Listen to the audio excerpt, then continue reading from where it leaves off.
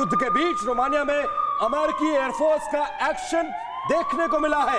Airbase पर अमेरिकी जवानों ने उड़ाए हैं F-16S फाइटर प्लेन्स। नेटो सहयोगियों के एयरस्पेस की लगातार निगरानी की जा रही है और ये तस्वीरें आप देखिए कि कैसे युद्ध के बीच रोमानिया में अमेरिकी एयरफोर्स का एक्शन देखने को मिल रहा है और एयरबेस पर अमेरिकी जवानों ने उड़ाए हैं F-16S फाइटर प्लेन्स। जिस तरह से रशिया लगातार यूक्रेन की तरफ आगे बढ़ रहा है, उसके एक एक शहरों को निशाना बना रहा है और दुनिया के तमाम देश इसमें मध्यस्थता करने के लिए आगे आ रहे हैं, लेकिन उसके बावजूद इस युद्ध पर कोई फर्क नहीं पड़ रहा और लगातार रशिया यूक्रेन के एक एक शहरों को निशाना बना रहा है। और इस बीच अमेरिकी फौजें नाटो देशों में लगातार अपनी पहुंच बरकरार बनाए हुए हैं। और रोमानिया के आसमान में अमेरिकी फाइटर प्लेन्स का एक्शन बताता है कि नाटो यूरोप में अपनी ताकत किसी कीमत पर कम नहीं होने देना चाहता। अगर रूस से जंग हुई तो इस इलाके की किलेबंदी नाटो के लिए फायदेमंद रहेगी। आपको बताते हैं कि एयरफोर्स के मामले में नाटो और रूस में किसका पलड़ा भारी है, कौन ज्यादा यहां ताकतवर नजर आ रहा है। तो हवाई ताकत में कौन किस पर हावी है, कौन किस पर भारी है, जरा इसको भी समझिए।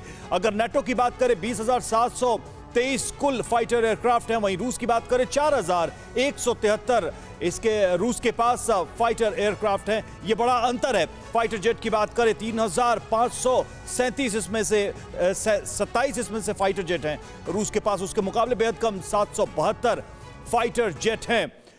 उसके अलावा डेडिकेटेड अटैक जेट की बात करें तो 1048 नाटो के पास है, वहीं रूस के पास 739। तो यह संख्या भी बता रही है कि नाटो के पास कहीं ज्यादा ताकत है इस मामले में। ट्रांसपोर्ट एयरक्राफ्ट की बात करें, कैरियर की बात करें 1543 नाटो के पास, 445 रूस के पास ऐसे ट्रांसपोर्ट एयरक्राफ्ट हैं, एयर कैरियर्स हैं।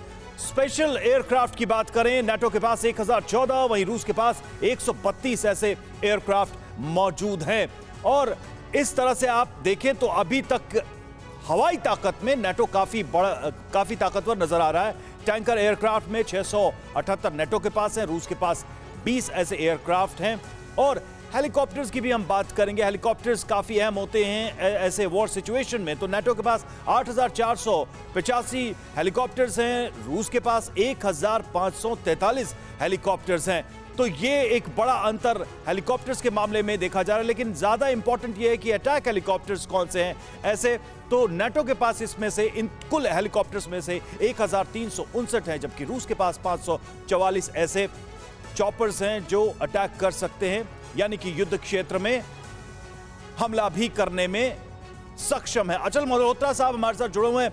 अचल मल्होत्रा जी, ये जो एक हम कंपैरिजन दिखा रहे हैं, इसमें ये तो दिख रहा है कि नाटो की ताकत ज्यादा है, लेकिन बैटलफील्ड में अगर सेनाएं आमने सामने आती हैं तो वॉर टैक्टिक्स में रूस कहां ठहरता है? क्योंकि नाटो में बहुत सारे देश हैं, उनकी अपनी अपनी सीमाएं भी हैं और सारी फोर्स का एक जगह मोबिलाइजेशन संभव नहीं होता है किसी भी वॉर में। कैसे देखते हैं आप, कैसे एनालाइज करेंगे इसको?